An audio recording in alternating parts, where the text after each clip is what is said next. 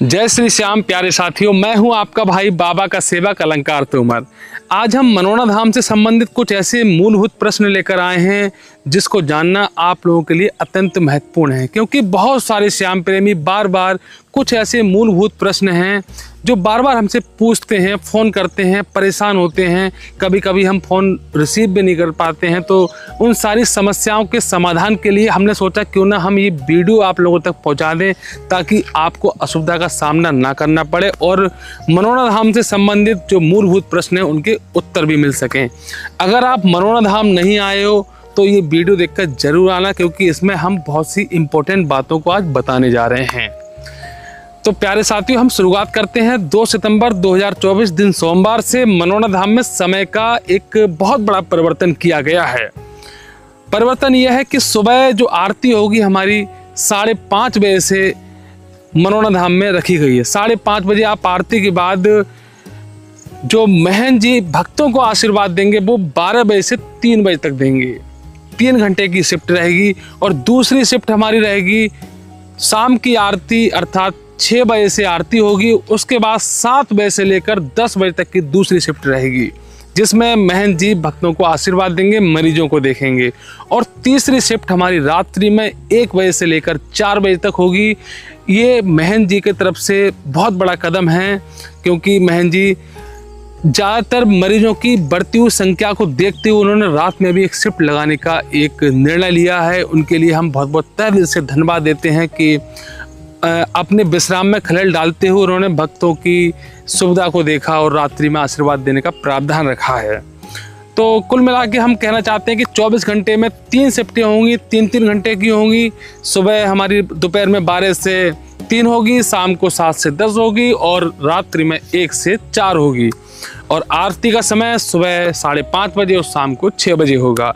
ये तो बात हो गई समय परिवर्तन की। और दूसरी बात हम करते हैं कि मनोना धाम का जो हमारा श्याम जल रहता है, जिस पे बाबा श्री श्याम की अत्यंत विशेष कृपा रहती है। श्याम जल से हमारी जो दुर्लभ बीमारियां हैं वो खत्म हो जाती हैं। बाबा श्री श्याम की कृपा से, महंत महाराज जी के आशीर्वाद से और उनके टच करने मात्र से ही बीमारियां हमारी खत्म हो जाती हैं। कोई भी कैसी बीमारी हो, श्याम जल मनोना धाम का अत्यंत प्रचलित हो चुका है।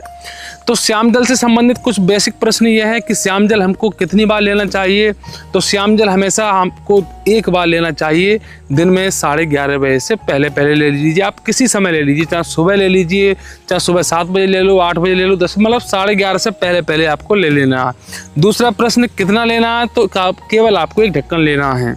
और तीसरा प्रश्न, अगर श्याम जल खत्म हो जाए तो उसमें हम कुछ मिला लें, तो आपका इसका उत्तर ना है। आपको कुछ नहीं मिलाना है, आपको वैसे ही श्याम जल पीना है जो श्याम जल आप मनोना धाम से लेकर आए हो।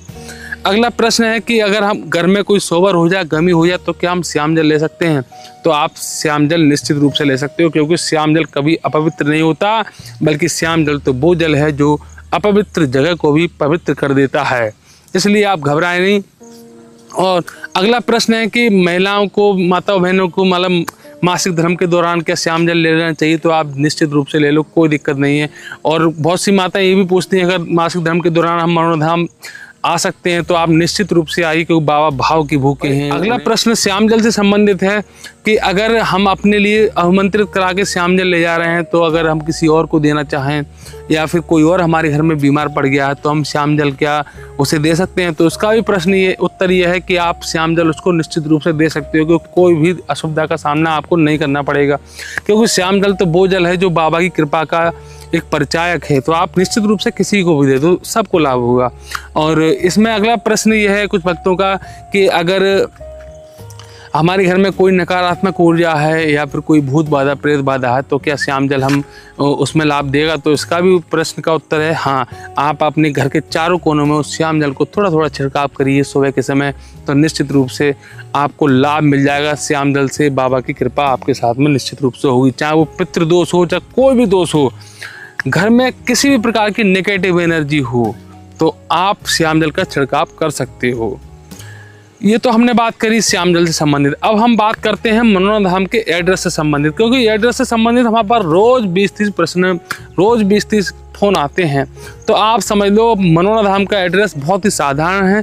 हमारे उत्तर प्रदेश में ज़िला बरेली है। अब वहाँ पर लोग कंफ्यूज हो जाते हैं। रायबरेली भी है हमारे उत्तर प्रदेश में। आपको रायबरेली नहीं आना है, आपको ओनली बरेली आना है, केवल बरेली आना है।